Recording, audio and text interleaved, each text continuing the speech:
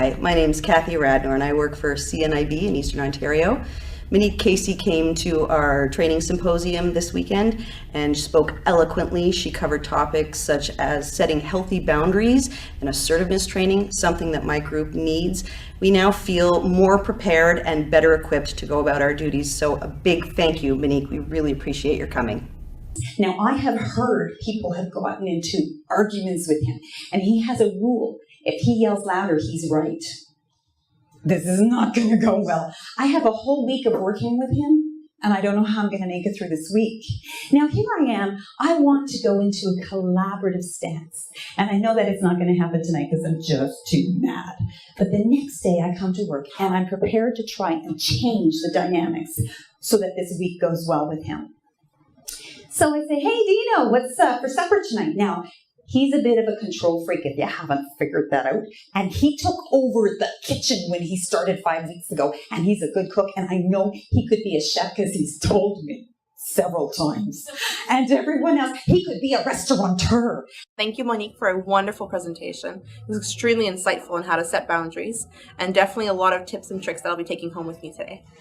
Hi, I just came from a workshop session with Monique Caissie, and I have to say it was refreshing. It was an incredible reminder of all the things that we really know, but we don't implement in our lives all the time.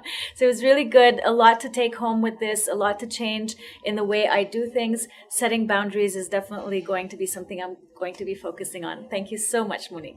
And just out of curiosity, how many of you here work in an environment where you're in an office with a receptionist, by show of hands? So not so many. How many of you here work at home in an office? A few are. So when you go into an office, the physical boundary is pretty specific, right? You know that this is the receptionist and that smile says, I can't go through until she says so.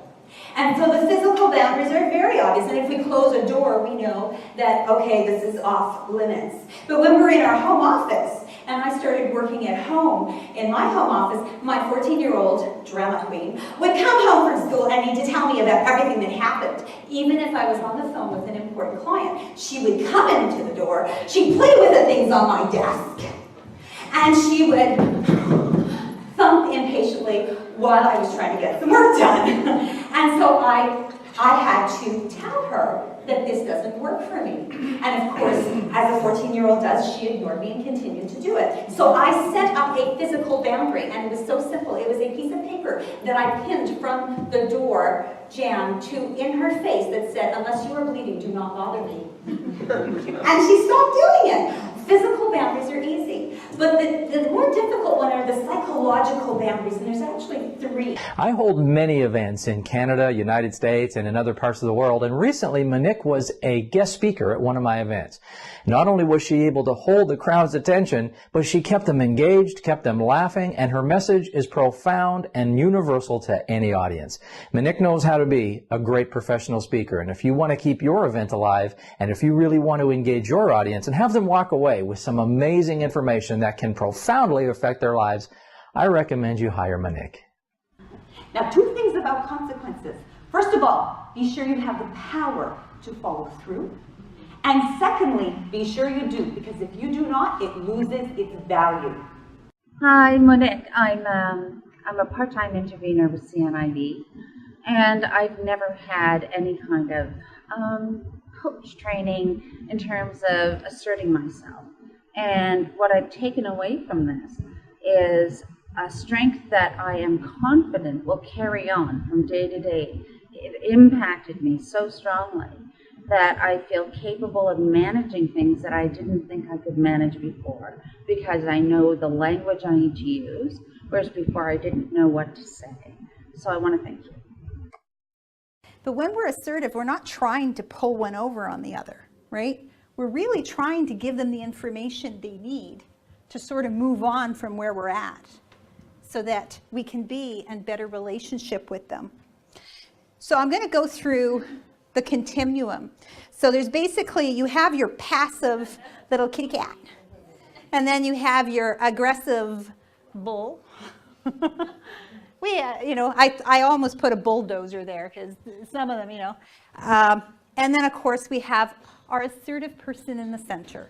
So it really is like a spectrum, right? So we have the passive person who's like, oh, please like me, and then we have the person on the other extreme who's like, I'm Donald Trump, and you've got the person in the middle. He won, by the way, last night. Yeah, I don't know if you know that, but so then you've got your person in the center who's really trying to just have a conversation with you. So they're not avoiding.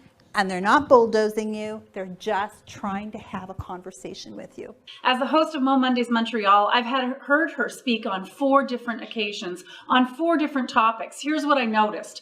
She's humble, she's comical, and she uses real life scenarios and gives us real life lessons that lead to real phenomenal results.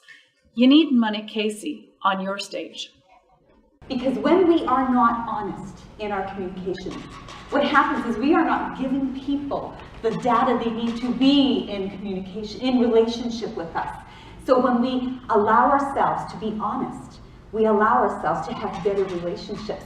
And if you should try this and it does not work, don't worry, they'll give you another opportunity.